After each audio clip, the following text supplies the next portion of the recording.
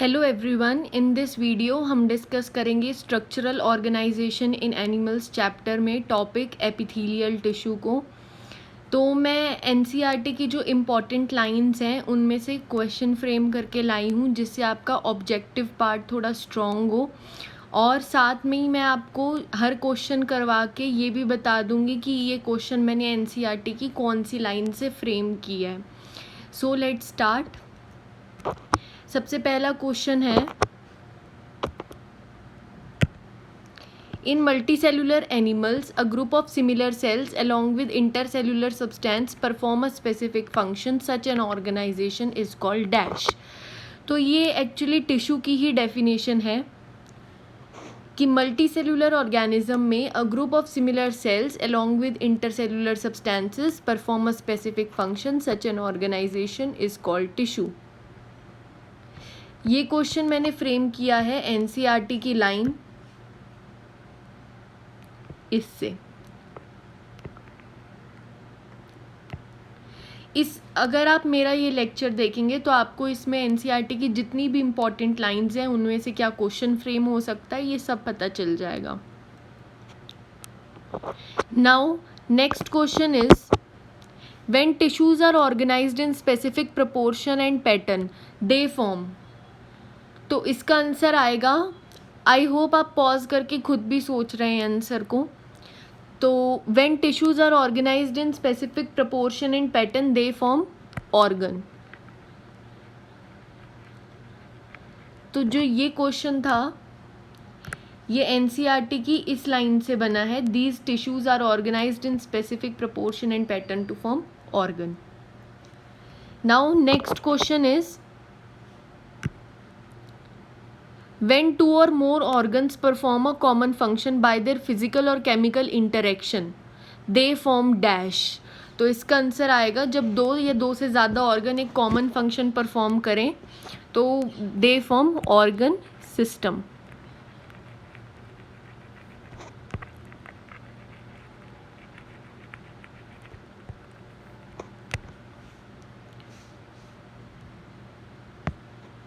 तो ये एनसीईआरटी की ये वाली लाइन है जो मैं अभी हाईलाइट कर रही हूँ, यहाँ से मैंने ये क्वेश्चन उठाया है।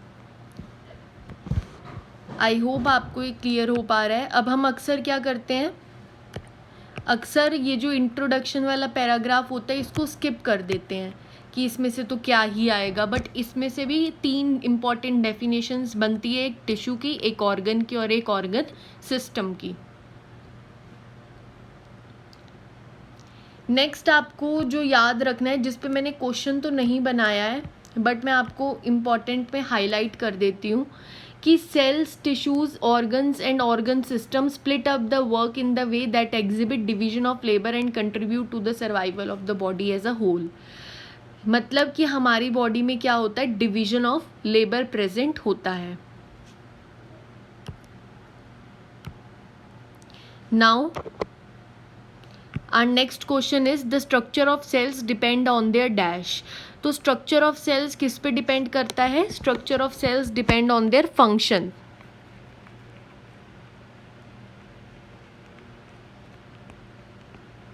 structure of cell किस पे depend करता है, उनके function पे। तो ये जो है ये एनसीईआरटी की इस लाइन से मैंने उठाया है, the structure of cells vary according to their function। Now next question is, how many basic type of tissues are present, name them। तो कितने बेसिक टाइप के टिश्यूज हैं, there are 4 basic type of tissues। wait a minute,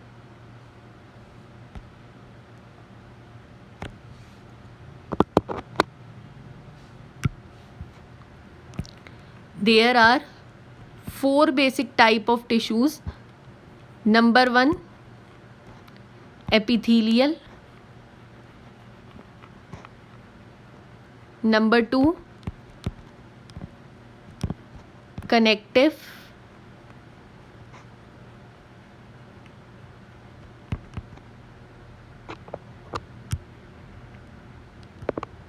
number 3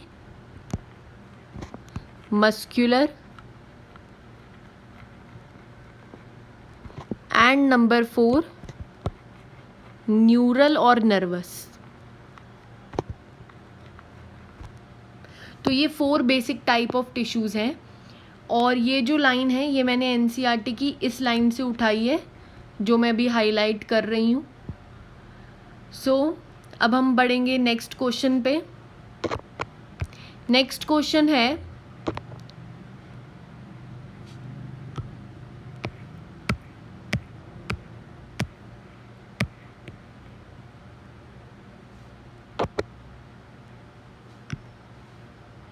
dash tissue has a free surface and provide a covering और lining for some part of the body. तो आपको बताना है कौन से टिश्यू के पास एक फ्री सरफेस होता है जो कवरिंग या लाइनिंग प्रोवाइड करता है for some part of the body. तो वी नो कि जो एपिथेलियल टिश्यू होता है उसके पास एक फ्री सरफेस होता है एंड वो एक लाइनिंग या कवरिंग प्रोवाइड करता है for some part of the body. तो ये जो लाइन है ये मैंने आपकी इस लाइन से उठाई है जो मैं भी हाईलाइट कर रही हूँ।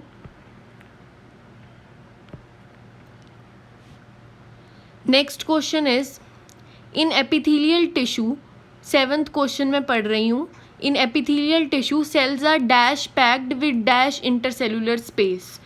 तो सेल्स आर क्लोजली पैक्ड भी लिख सकते हैं या फिर कॉम्पैक्टली पैक्ड भी लिख सकते हैं। मैं कॉम्पैक्टली लिख रही हूँ, जो एनसीईआरटी में लिखा है वही लिख रही हूँ मैं। With dash intercellular space, little और लेस इंटरसेलुलर स्पेस। तो ये जो लाइन है ये मैंने एनसीईआरटी की इस लाइन से उठाई है। The cells are compactly packed with little intercellular matrix. यहाँ पे आप स्पेस की जगह मैट्रिक्स कर लीजिए।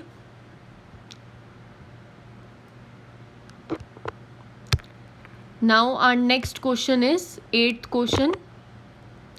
Dash epithelium function as a lining for body cavities, ducts and tubes.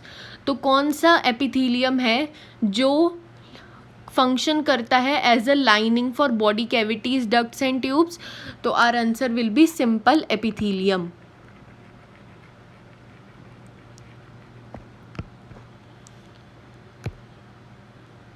ये मैंने एनसीईआरटी की इस लाइन से उठाया है जो मैं भी हाईलाइट कर रही हूँ। Now next question is dash epithelium has a protective role to play. तो कौन सा एपिथेलियम होता है जिसका एक प्रोटेक्टिव रोल होता है? तो answer will B compound epithelium.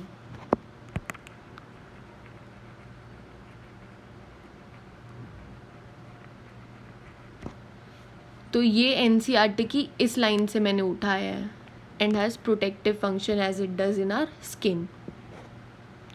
Now next question is, आपको ये फ्लो चार्ट दे रखा है, इसको आपको कंप्लीट करना है। एपिथेलियल टिश्यू को हम 2 चीज़ों में डिवाइड कर सकते हैं। नंबर 1 में डैश है और नंबर 2 में कंपाउंड एपिथेलियम है। तो हमने एपिथेलियल टिश्यू को 2 में डिवाइड कर सकते हैं, simple epithelium and compound epithelium. तो यहाँ पे आ जाएगा सिंपल एपिथेलियम।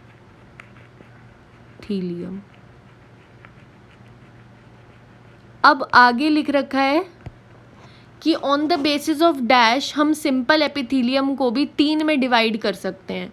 तो on the basis of structural modification of the cells, किस बेसिस पे? Structural modification of the cells के बेसिस पे। स्ट्रक्चरल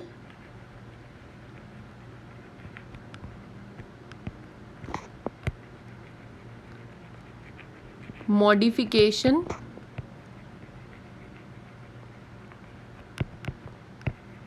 ऑफ सेल्स के बेसिस पे हम सिंपल एपिथेलियम को 3 में डिवाइड कर सकते हैं। Number 1 squamous, number 2 cuboidal and number 3 is columnar.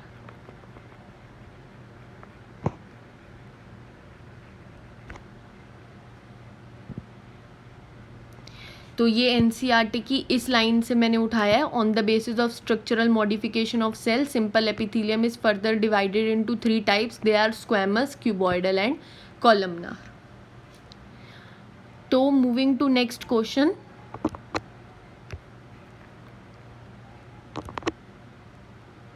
The squamous epithelium is made up of a single thin layer of dash cells with irregular boundaries। तो स्क्वैमस एपिथेलियम में कैसे टाइप के सेल्स होते हैं? फ्लैटेंड सेल्स होते हैं।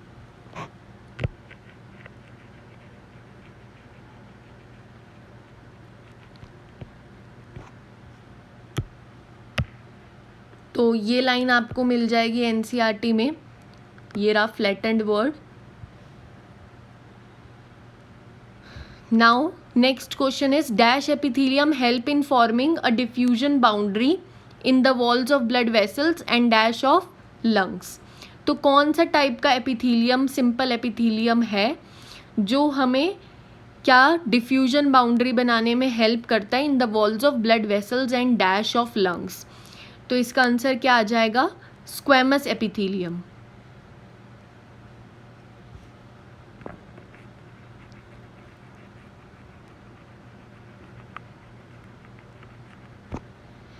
Blood vessels and dash of lungs, तो यहाँ पे आप क्या लिख सकते हैं? एयर सैक्स भी लिख सकते हैं या फिर एल्वियोलाई भी लिख सकते हैं। मैं एयर सैक्स लिख रही हूँ जो एनसीईआरटी में दिया है।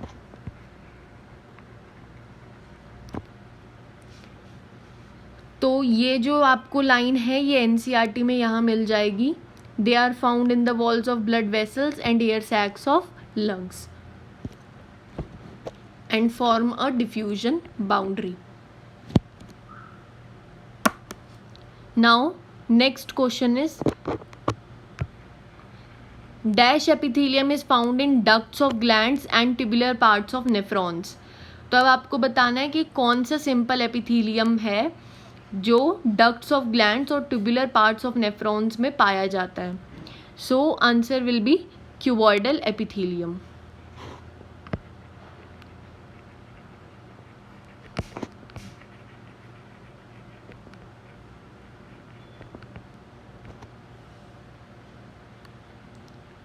तो ये एनसीईआरटी में यहाँ लिखा है, the cuboidal epithelium is composed of single layer of cube like cells, it is found in ducts of glands and tubular parts of nephrons in kidney. Now next question is, PCT has dash cuboidal epithelium. मतलब PCT में cuboidal epithelium तो होता है but कौन से type का? तो answer is brush bordered. Brush bordered word NCERT में एग्जैक्टली नहीं दे रखा है बट हम लिख लेंगे।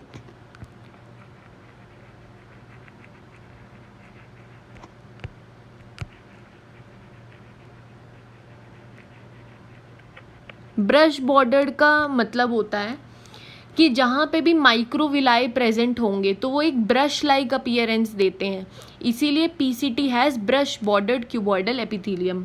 एनसीईआरटी में इसको कैसे लिख रखा है? The epithelium of PCT of nephron in the kidney has microvilli. Microvilli होने की वजह से उसका कैसा अपीयरेंस हो जाता है? Brush bordered like. Now next question is, dash and dash epithelium are involved in secretion and absorption। तो कौन से दो एपिथेलियम हैं जो सिक्रीशन और एब्जॉर्प्शन में इन्वॉल्व होते हैं? Number 1 cuboidal, number 2 columnar. तो ये लिख लेते हैं हम।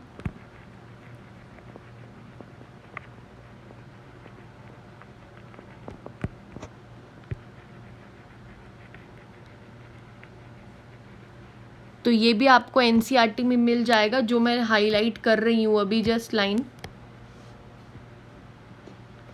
Main function are secretion and absorption and columnar में भी secretion and absorption. Dash epithelium has tall and slender cells with nuclei at base. तो अब हमें बताना है कि कौन से एपिथेलियम में टॉल और स्लेंडर सेल्स होते हैं विद न्यूक्लियाई एट बेस। तो answer will B columnar epithelium.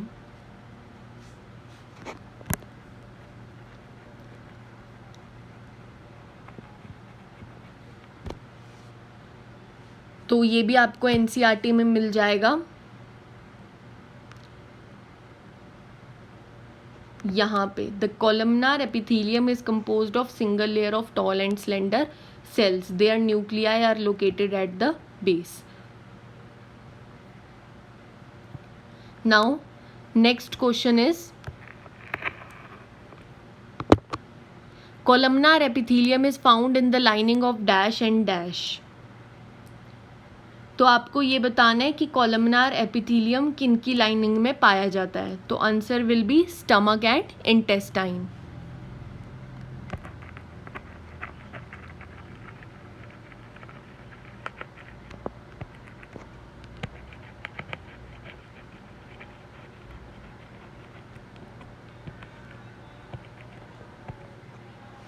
तो स्टमक और इंटेस्टाइन में मिल जाता है आपको क्या, कॉलमनार एपिथेलियम. ये आपको एनसीईआरटी की इस लाइन से पता चल जाएगा जो मैं ग्रीन से हाईलाइट कर रही हूँ.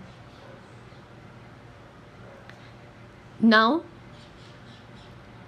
Our next question is ciliated epithelium is mainly present in inner surface of hollow organs like dash and dash. तो inner surface of hollow organs में हमें सिलिएटेड एपिथेलियम मिलता है. तो उन हॉलो ऑर्गन्स का एग्जाम्पल बताना है हमें. तो answer will B bronchioles and fallopian tubes. तो हम ये लिख लेते हैं.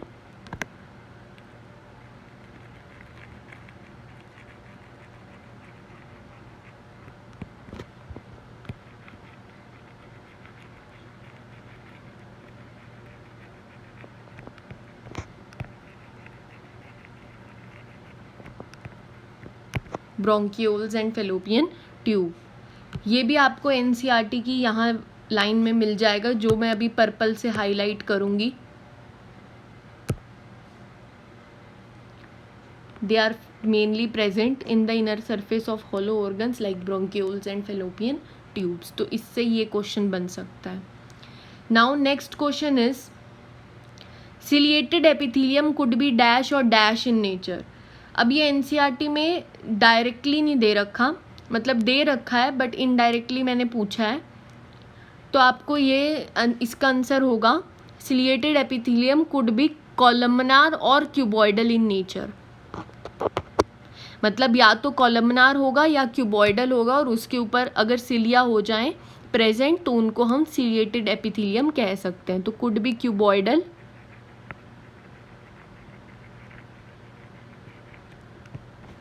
और कॉलमनार. तो ये भी आपको एनसीईआरटी में मिल जाएगा जो मैं ब्राउन से हाईलाइट कर रही हूँ. अब कॉलमनार और cuboidal cells bear cilia on their free surface, they are called ciliated epithelium.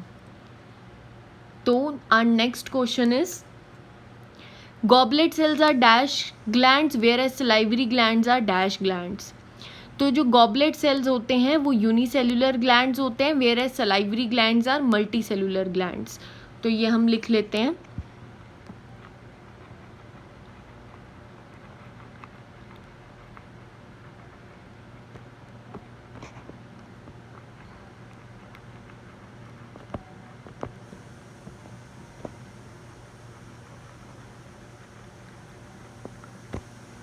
तो ये आपको एनसीईआरटी में किधर मिलेगा, यहाँ पे इस वाले पैराग्राफ में आपको मिल जाएगा कि unicellular consisting of isolate goblet cells of alimentary canal and multicellular consisting of cluster of cells, example salivary gland. Now our next question is on the basis of dash glands are characterized into endocrine and exocrine. किस basis पे हमने glands को exocrine और endocrine में classify कर रखा है. तो on the basis of mode of pouring of their secretions. इसमें जो पोरिंग वर्ड है वो बहुत इंपॉर्टेंट है. पोरिंग को आप ना भूलें क्योंकि अगर आप ये लिखते हैं ना on the basis of mode of secretion तो वो गलत हो जाएगा. क्यों? क्योंकि on the basis of mode of secretion पे हम ग्लैंड्स को 3 में क्लासीफाई करते हैं. That is मीरोक्राइन, apocrine and holocrine. किस बेसिस पे? On the basis of mode of secretion पे। अगर आपने पोरिंग वर्ड नहीं लगाया तो इट मीन्स आप ये 3 के बारे में कहना चाह रहे हैं, और अगर आपने पोरिंग वर्ड लगाया है दैट मीन्स आप एक्सोक्राइन और एंडोक्राइन कहना चाह रहे हैं। तो pouring word is very important here. तो हम लिख लेते हैं on the basis of mode of pouring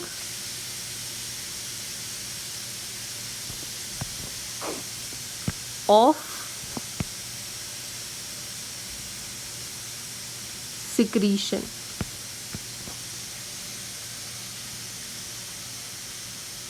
क्योंकि on the basis of mode of secretion पे हम ग्लैंड्स को मीरोक्राइन, एपोक्राइन एंड होलोक्राइन में डिवाइड करते हैं, ना कि एक्सोक्राइन एंड एंडोक्राइन में।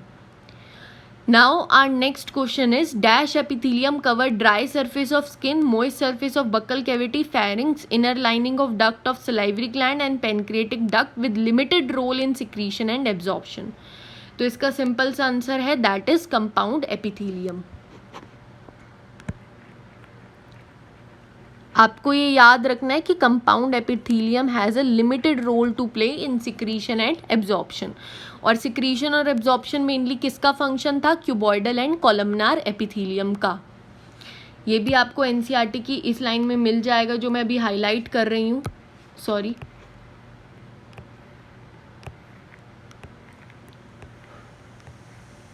जो मैंने अभी येलो से हाईलाइट किया है वहाँ आपको मिल जाएगा।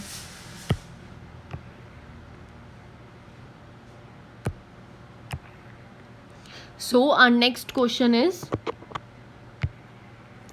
junctions provide both dash and dash links between its individual cells. So think and answer. Junctions provide dash and dash links between its individual cells. तो both structural and functional links.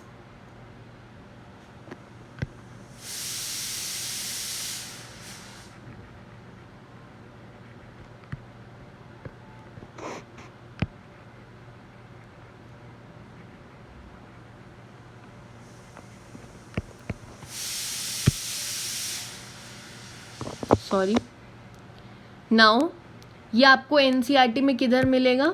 यहाँ पे specialised junctions provide both structural and functional link between its individual cells. Now our next question is dash junctions help to stop substances from leaking across a tissue. तो आपको कौन सा type of junction लिखना है यहाँ पे? Tight junction.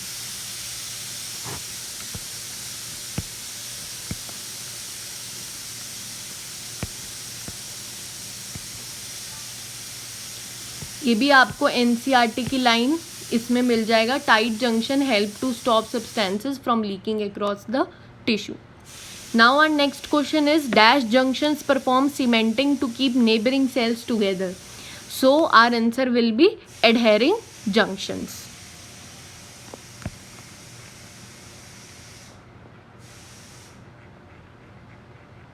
ये भी आपको एनसीईआरटी की इसी लाइन में मिल जाएगा। Adhering junctions perform cementing to keep neighbouring cells together. Now our next question is dash junctions facilitate communication. So our answer will be gap junctions. Gap junctions जो होते हैं वो कम्युनिकेशन में हेल्प करते हैं।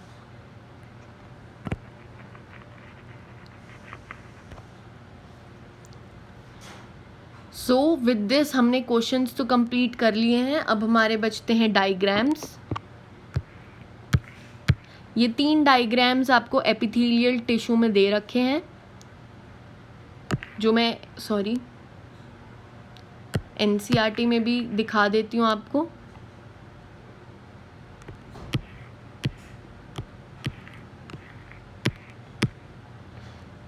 नंबर 1 पे आपको दे रखा है स्क्वेमस एपिथेलियम। सिंपल एपिथेलियम के तीनों टाइप्स के डायग्राम दे रखे हैं। नंबर 1 स्क्वेमस एपिथेलियम, जिसमें क्या है? फ्लैटेंड सेल्स हैं। नंबर 2 क्यूबॉइडल एपिथेलियम, जिसमें कैसे सेल्स हैं? क्यूब लाइक सेल्स हैं। नंबर 3 कॉलमनार एपिथेलियम, जिसमें कैसे हैं? कॉलम लाइक सेल्स हैं, टॉल एंड स्लेंडर सेल्स हैं विद न्यूक्लियाई एट बेसिस। और नंबर 4 पे क्या दे रखा है, columnar epithelium bearing cilia at their surface. ये जो बना रखे हैं hair like structures, these are cilia. Now अब आपको नेक्स्ट डायग्राम जो दे रखा है वो है unicellular and multicellular glandular epithelium का। तो जो डायग्राम नंबर ए है it is of unicellular glandular epithelium, and जो डायग्राम नंबर बी है जिसमें आपको बहुत सारे सेल्स दिख रहे हैं, ये जो मैं मार्क कर रही हूँ, that is multicellular epithelium. Now next diagram जो आपको दे रखा है वो है कंपाउंड एपिथेलियम का।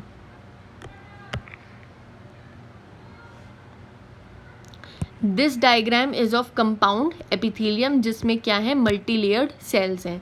सिंपल एपिथेलियम में सिंगल लेयर ऑफ सेल्स होती है एंड कंपाउंड एपिथेलियम में मल्टीपल लेयर ऑफ सेल्स होती हैं, यानी कि मल्टी लेयर्ड सेल्स होते हैं।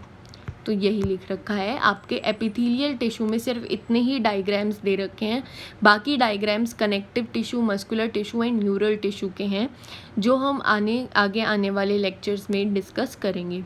So with this we come to end of today's session. Thank you for watching my video. Stay tuned for upcoming ones. Please like, share, subscribe. Bye.